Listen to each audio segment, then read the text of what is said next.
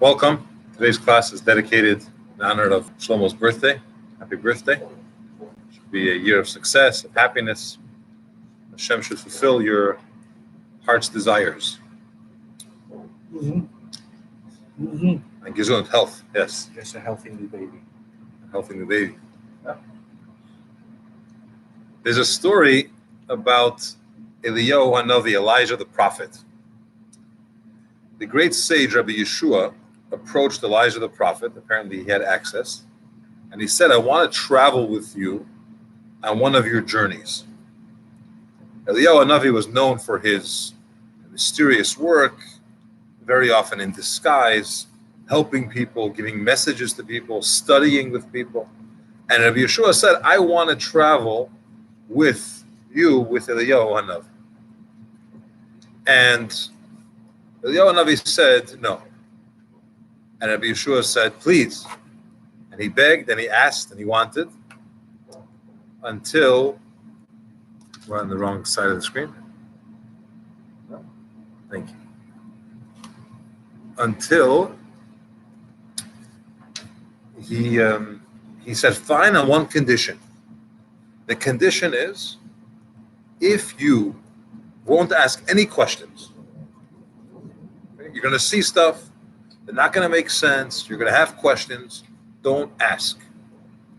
And Rabbi Yeshua, he really wanted to go, so he said, fine, I won't ask any questions, I'm in. And they start on their journey. And Rabbi Yeshua and Eliyahu Hanavi, disguised, no one knows who they are, they end up in some village.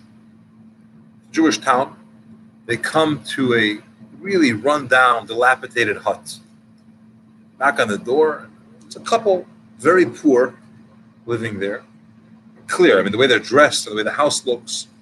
And Eliyahu Hanavi, Elijah the prophet, he says, can we come in? We're traveling. Is it possible to stay here for a little bit? And with the biggest smile, like, come in, please, make yourself comfortable.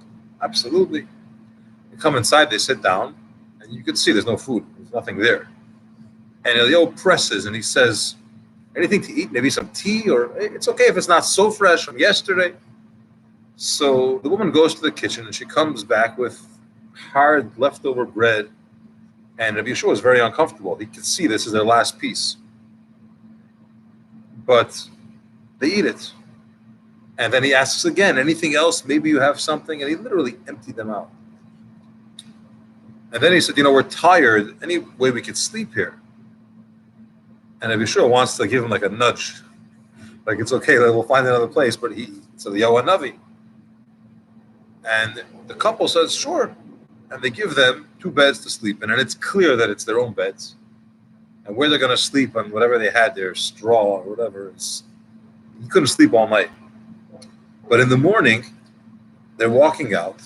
And they had this like small, skinny cow outside. Cow provided a little bit of milk and a good day. And it was their minimal source of some type of living. And Eliyahu Hanavi walks over to the cow. He whispers something in its ear. He gives it a tap on the head. And the cow collapses and dies. And Yeshua is like, ah. But he gets a wink from Eliyahu. There's no questions. So they move on. They continue on their travels. And they get to another town. This is actually a larger city. And they go to the home, rather a mansion, of a very wealthy Jew. Knock on the door and they ask, we're travelers, could we stay here? And they were not given a warm welcome. A little pushing, and they said, fine, you can come in, this is where you'll stay. They were not able to see the owner, the boss. They stayed a little longer, they asked to see him. At night he came home, but he was very busy. He didn't want to talk to them, barely nodded, didn't give them any type of reception or anything. The food was okay. There wasn't an issue, the amount wasn't an issue. And then they had some beds to sleep in. And it was fine, but very cold, very not friendly. And in the morning, they get up to leave. And as they're about to leave, Eliyahu Hanavi raises his hands and he says, God, may this home never fall. Which in the Hebrew, it really means it should endure forever. And at this point, Rabbi Yeshua couldn't contain himself. And he said, please explain. The couple that's impoverished and has nothing gives us their last. And you kill the cow with your own hands. And this fellow, you're blessing him. I'm not saying you should hurt him, but to give him this type of blessing, it wasn't exactly hospitable. Definitely not to the standards that Torah expects. So Eliyahu said, fine, I'll tell you, but that's the end of our trip. I said, fine. He said, the first family, when I was there, I understood that there's a terrible decree in heaven against the woman. And she was going to pass away. And I decided, through heavenly intervention, through prayer, through seeing the good deed that they've done, and really being kind when they don't have, and we provided that opportunity for them, that we could exchange that decree to the cow instead of her. She'll still get a loss. And it was a terrible loss, but she'll be alive. And that's why I did it. It was actually out of my appreciation, and really that's why we're here, is to help that woman. Okay, he says, what's this deal with praising the wealthy man who was not nice to us? And why are you blessing him to such an extent? And they said, you're misunderstanding what it means a house should endure, or the house should never fall. He says, under this house, there's a treasure. And the house was going to have some problems with the foundation. It was going to have to be taken down or collapsing at some level. And they'll find this treasure, and it'll be a tremendous game changer for him. He's going to have a completely different life. But I saw that he wasn't worthy of it. And therefore I said, it should last forever. This house should not fall. And he should not find that treasure, which could have been his, if he would know how to behave with people. I say this story for multiple reasons. Firstly, our parsha is called Pinchas. And Pinchas, the tzaddik, who was gifted to become a kohen, it says that he became Eliyahu Hanavi. He never really died. He became Elijah the prophet.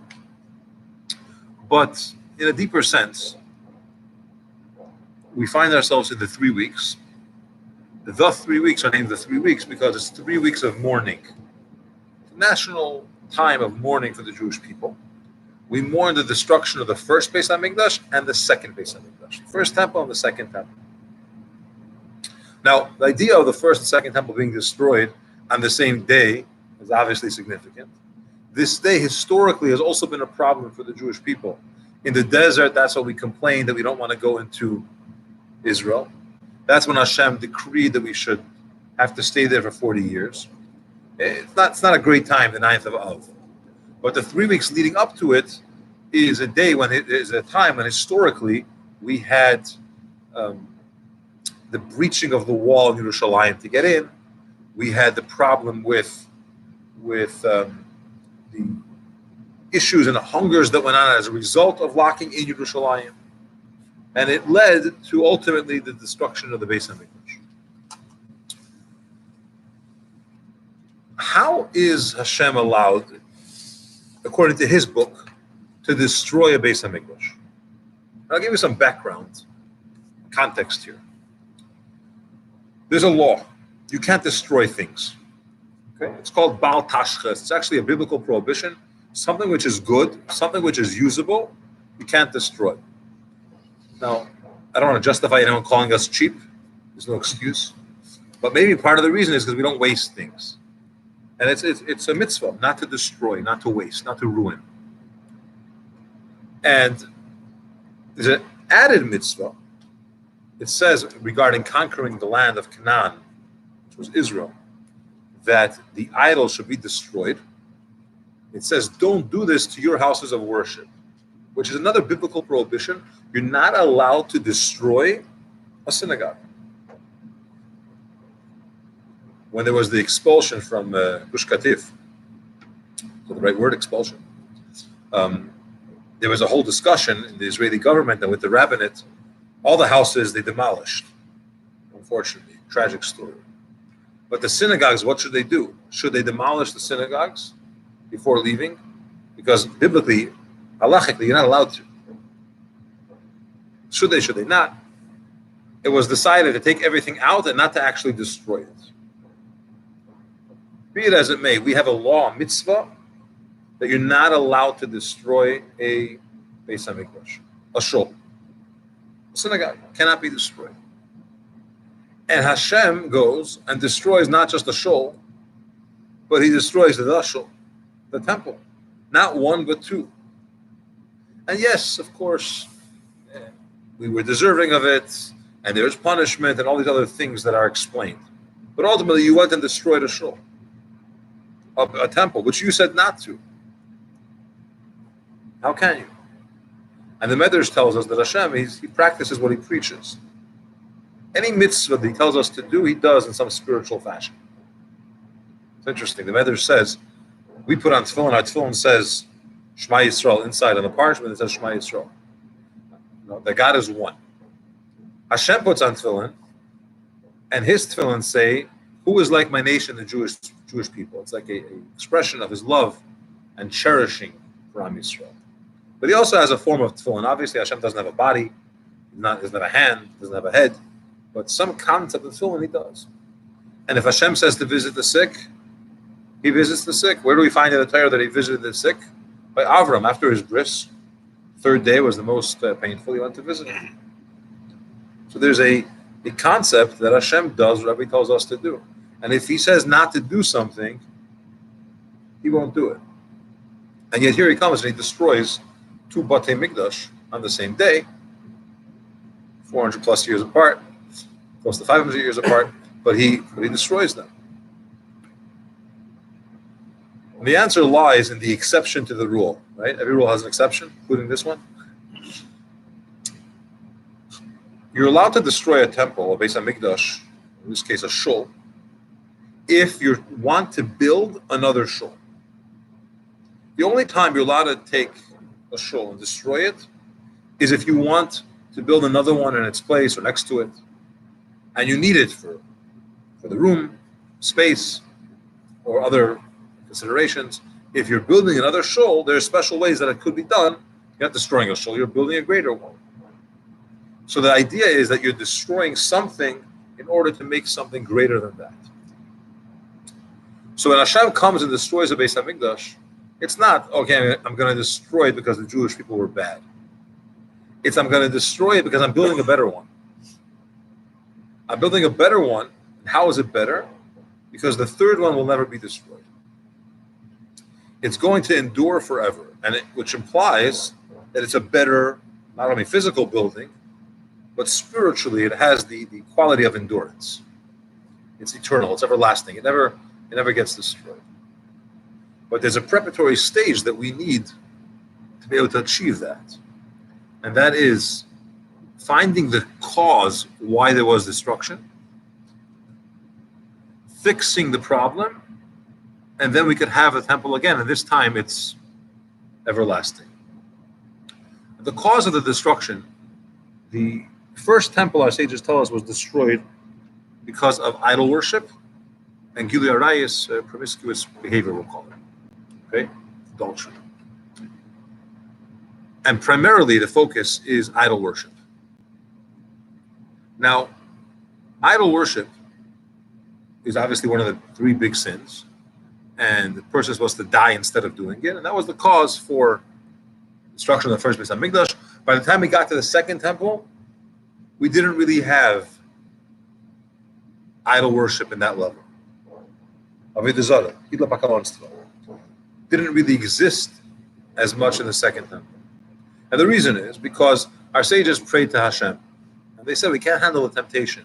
Could you decrease a little bit, turn down the volume of this evil inclination for idol worship? It's too difficult. People, it says, they would lift, they didn't have pants, they had short pants, they had a rope. They would lift their rope to run to get to the idol. That's how big the urge was, to run to go worship it. And Hashem said, okay, I'll remove that temptation. Most people today don't struggle with literal idol worship. They want to worship a stone or a piece of gold in that sense. They also asked to remove the temptation for adultery, for Gilui Arayis, and Hashem said he can't do halfway. There has to be, for the future of the world, You can't remove that temptation completely, and you can't go halfway. But idol worship was removed. And by the time the second temple came around, we didn't have that rampant idolatry like there was in the first temple, which caused this destruction. So why was it destroyed? Why was the second base of Mikdash destroyed? So our sages tell us because of sinas chinam. It's two words, important words, which mean senseless hate. Now, anyone that hates, they'll tell you there's a reason, and they're right, and the other person's wrong, and whatever. But senseless hate, okay, means that we're not getting along with each other, and there really is no good reason for hate. And by hating, Hashem says, I can't handle that. The temple cannot stand if people are hating each other. For other good reasons, okay? Usually the fights have sometimes spiritual reasons, sometimes all different reasons. But they put these excuses there or justifications there for hate. And hate is what brought about the destruction. It wasn't idol worship that took it down. It wasn't other types of forbidden behavior. It was the fact that we don't get along with one another, the fact that we hate one another, that there was hatred among people. And the antidote, the way that we fix that, is through having senseless love. When there's a reason, big deal that you love. You want to. But then there's a level where we say, you have to, you're supposed to, it's the right thing to do. It's not, let's look at it as three categories. There's hate, there's love, and there's a middle where there's nothing. And we're talking about the middle. Obviously, the hate has to be eradicated. There shouldn't be any hate. But the middle, what I'm referring to is that a person should feel the affinity, the necessity to care for another person, to love them. When you go out of your way to do something kind, helpful, caring, whatever, for someone else, it creates those feelings. The Chinuch says, and we've discussed this so many times, that in Hebrew it's acharei ha'pa'ulos nimshachim halavavim. The actions, the deeds, follows the heart. Which means if you're going to be kind every day, you're going to feel kinder. I tried it with dieting, feel healthier. It worked for a short period of time. No, but really, the point is that if someone's not feeling it, they should be kind, do kindness, do loving things, and you develop that love for the person. Senseless means even if they don't deserve it. I don't owe them anything. Well, I don't think I do. It could be a stranger. But when you do that, Hashem says, I want to dwell here in a much more felt way. I want to be with them in a physical edifice.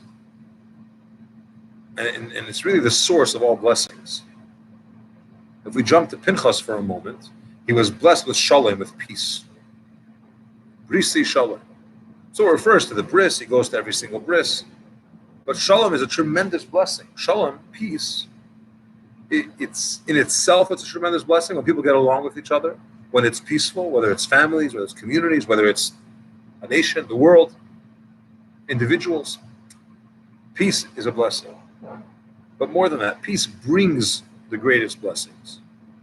When people get along, when people care for one another, it brings blessings to your life. Hashem says that when the Gemara says, the Talmud says, when peace is here, everything is here. And it's not easy because human nature has its complexities. Okay, our sages tell us, the Ramban, Nachmanides talks about this, that just like our faces are not the same, our minds are not the same.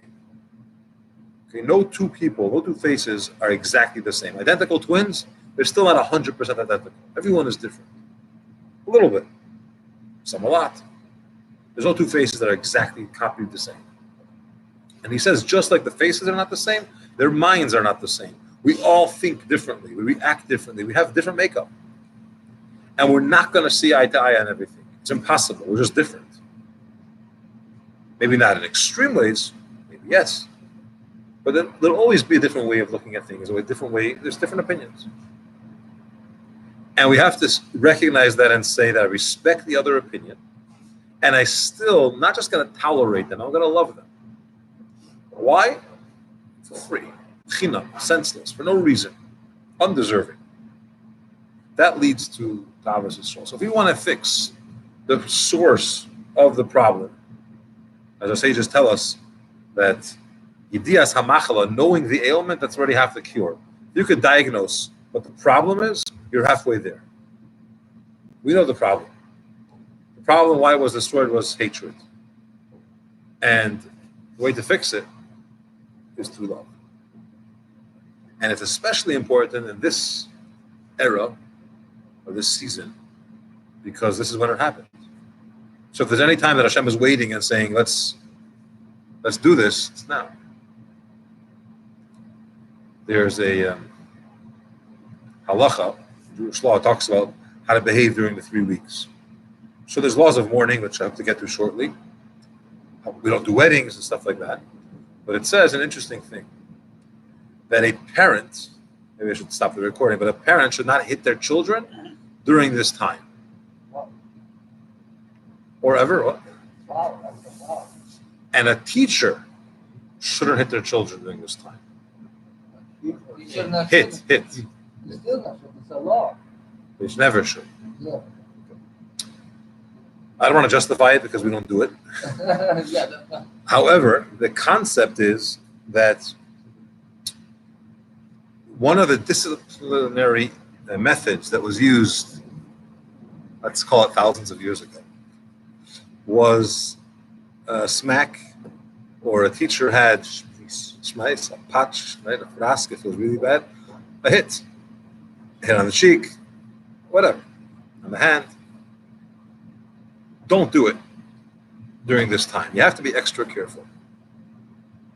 And what? If you do, Don't. no, if you And the do. teacher also, the Rebbe says that in schools of the shtetl, there was a whip hanging on the wall. I guess when he went to school. Or a stick or a whip. It was never used. It was like part of the school furniture. It was there. It was a disciplinary thing. It's not meant to use. But the idea is that even in such a regard, still fear. That's also a scary, a troubling thing. But I think in the shtetl it was needed. We could talk about it.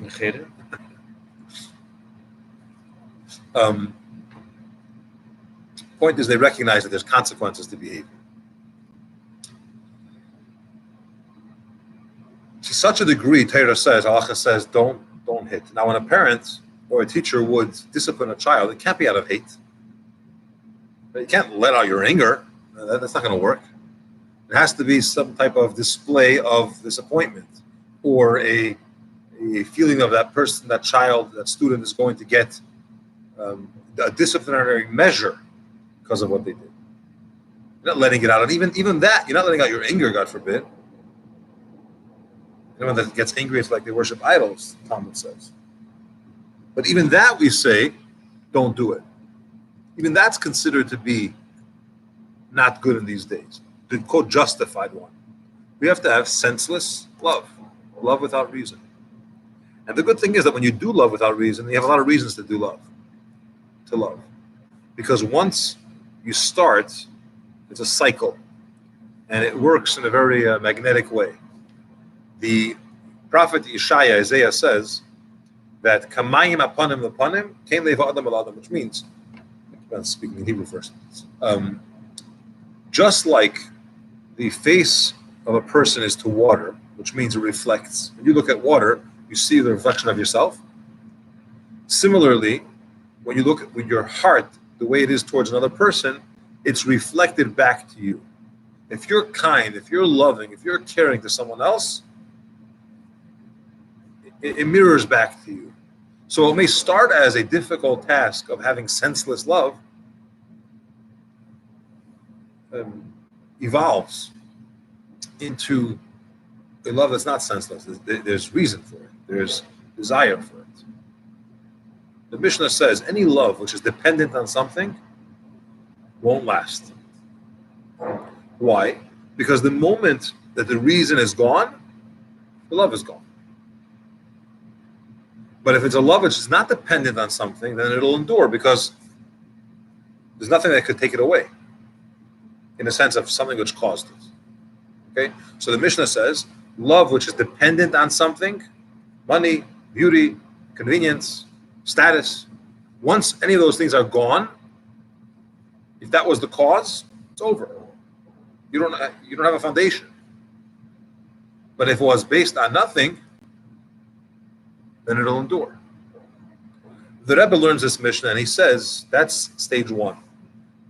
But you could start a love which is dependent on something and develop it to a level that it gets so strong that even when the reason why it started ended, whatever it is, money, beauty, status, convenience, whatever, even when that is gone, you're still in love. Because you reached a level, you started for something else that caused it, which is fine, but you're able to develop it to a stage that it stays forever. Point is, the other way around as well. You could start with nothing, and then there's plenty of reasons, and those reasons only help, but they only fuel, they grow. But the call of the hour, the responsibility or the directive that we have during this season is to increase in Avas Yisrael, to love one another, to care for one another senselessly, which means you have good reasons not to, or they don't deserve it, or they didn't earn it, or whatever it may be. And it'll lead to more. Just some of the other laws that apply in this, connected with this thing is, we don't take haircuts in these 3 weeks.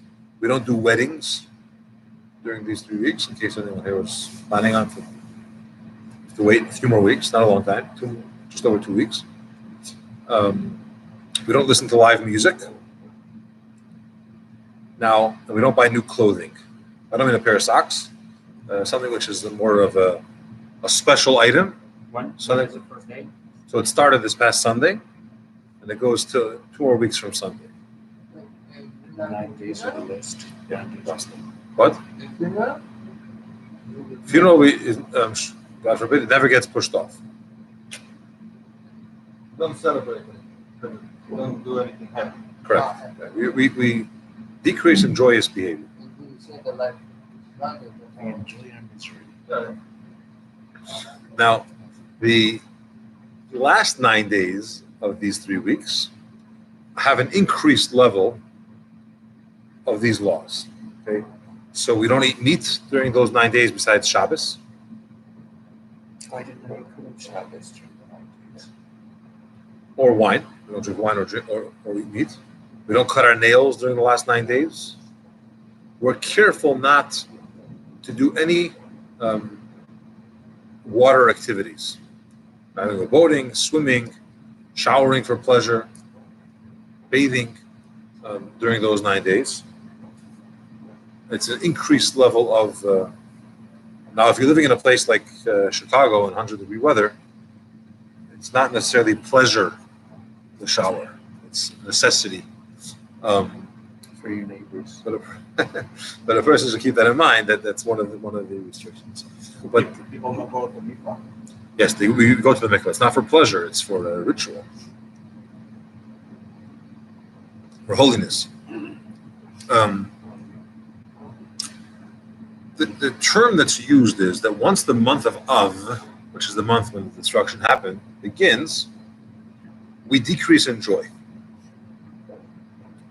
So we don't buy a new house during that time. Afterwards, you can talk to Shlomo. We don't, again, do weddings. We don't even do like remodeling that's for beauty. We're not going to repaint our house during these 9 days. It's not the time for it. The Rebbe actually writes, even when it comes to a new Torah that you want to dedicate to a shul, it's not the best time. Halacha tells us that if someone has a medical procedure, try not to do it during this season. Wait till at least till the 15th of Av. Because the mazel of the Jew is not so strong right now. There are better days, if you could avoid it. Okay? And the same thing is if you have, God forbid, some kind of lawsuit or court case. Try to push it off. This is not the time you want to be there. Until Tisha B'Av. Yeah. Well, we go till 5 days after, but for that concept. But all the laws end the next day, next morning. Huh? So because we do on time, we don't push it off. It's a mitzvah, we don't push it off. Especially it's connected to a time, so the bris will happens right away. But back to this concept that when the month of Av comes, we decrease in joy. The Rebbe learns that we decrease in negativity through joy. It's really the opposite. He says like this: we have to make sure that we have less negativity, and the way to have less negativity is through being more joyous. Now, you can't start making weddings and live music. It's against Jewish law during that time. However, you could do other things that Jewish law allows for joy. For example, when you study Torah, that gives you joy. Shabbos, you could be happy. During the week, when you do a mitzvah, every mitzvah has to be done with joy. You could zero in and have that mindset, that feeling of happiness, without transgressing any of those no-nos that apply during these 3 weeks or 9 days. But remember, the Rebbe says that if you want to decrease in negativity, the way to do it is joy. Find some way to be happy, kosher way, because that'll decrease negativity. It's important not just for this season, it's so important for always to recognize this concept that happiness brings, it breaks the barriers, and it's easier to love, and generally people get along better when there's happiness. It's not always easy, but it's a necessity. Let's take some questions. Yeah, one more person. What? Me. One more person. Me. Okay. Maybe you can get somebody. Huh? Maybe you can get somebody. Let me go back and say this is why Hashem destroyed the Beis HaMikdash, because He said that through this process I'm going to build a better one. Because the Jewish people are going to grow. They're going to become better. And it's going to be a everlasting edifice. That's why when Rabbi Akiva, stop me if I said this last week, when Rabbi Akiva was traveling with his colleagues, and they passed by the area of where the Beis HaMikdash stood, it was completely destroyed. It was ruins. Not only that, but there was a stray fox running out of it. And they were crying. And Rabbi Akiva was laughing. And they asked him, "Why are you laughing?" He said, "Why are you crying?" "Why are we crying?" "Because the Holy of Holies is now a rubble. And stray animals are wandering out of there. We shouldn't cry. This is like the holiest place on earth, literally. Why are you laughing?" And he said, "I'm laughing because I see the prophecies being fulfilled." Jeremiah says in the prophets that there's going to be destruction, and after that it'll be rebuilt. So destruction happened already. I'm excited. Because when I see this, I see something good's about to come. The field that's plowed, and that's actually the words that the prophet uses, it's Sion will be plowed like a field. When you look at it, you see desolate, right? You see it's just nothing. It's barren. But if you know what's going on, you realize that this is a preparatory stage to have things blossom, grow, produce. And this is what Rabbi Akiva says. I see something about to grow. And I'm happy because it's about to take place. And that's how we look at the destruction of the Beis HaMikdash. Of course, we mourn it, and we have all these laws and restrictions, and we take the lessons from it, but it's not over. Book's not closed. The happily ever after is still going to happen. That's what it's about. We're waiting. We're ready. We're ready. And there's no better time than now for him to come. So, how many years after the first destruction it got rebuilt?